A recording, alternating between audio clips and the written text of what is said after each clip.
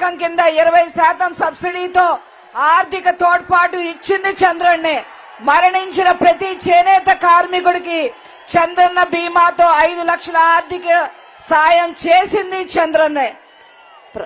రాష్ట్రంలో 54 చేనేత క్లస్టర్లు ఏర్పాటు చేసింది కూడా చంద్రన్నే అని చెప్పి ఈ సందర్భంగా తెలియజేస్తా ఉన్నా. మరి గత 4 నెలల్లో ఈ జగన్మోహన్ రెడ్డి ఏం చేశారు అంటే, గత 4 ఏళ్లలో 100 మంది పైగా చేనేత కార్మికుల ఆత్మహత్యల చేసుకుంటే కనీసం ఒక స్టేట్మెంట్ కూడా ఇచ్చిన పాపాన పోలేదు ఈ జగన్ రెడ్డి. వందలాది మంది చేనేత కారులపై జగన్ రెడ్డి ముఠా దాడులకి పాల్పడింది, హత్యలకు దిగింది. ధర్మవరంలో 2 చేనేత కారులను దారుణంగా హతమార్చారు.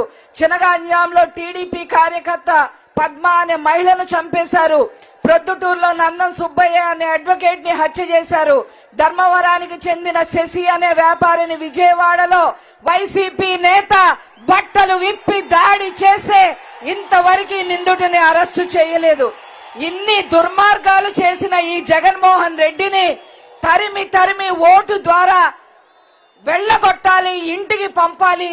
అదే విధంగా తండ్రికి తగ్గ తనయుడుగా ఈరోజు చేనేతకి, ముఖ్యంగా చేనేతలకి మరిన్ని పథకాలతో ముందుకు రాబోతున్న లోకేష్ గారికి ఈ సభ ద్వారా నమస్కరిస్తూ నేను సెలవు తీసుకుంటున్నాను. Thank you.